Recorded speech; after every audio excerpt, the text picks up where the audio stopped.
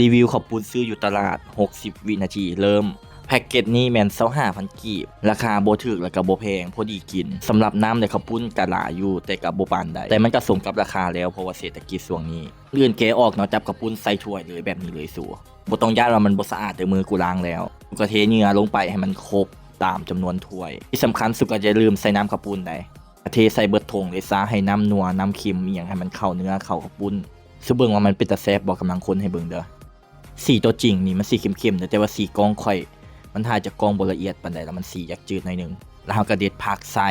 ผักก็สิได้เป็นหอมน้ำมักเผ็ดกะปิเนาะพอได้กับเพื่อบ่เป็นการเสียเวลานะสิกินสู่ฟังสิกินเพื่อรีวิวให้ฟังกินเพื่อรีวิวให้เบิ่งคือว่าบ่ถือจักอันวะฟานมะเขือเป็นซัดหน่วยนึงจำกะปิแซ่บกับแมงวันก็มาตอมมันว่าแซ่บแฮงว่าซะรสชาติก็โอเคอยู่ได้สู่มันเข้าน้ำเข้าเนื้อดีครับปุ้นบ้านเฮานะสมมุติกูกินป้ากูหิวข้าวแท้ว่าซึ่งแมงวันก็ยังต้อมอยู่ใส่ถ้วยให้มันแล้ว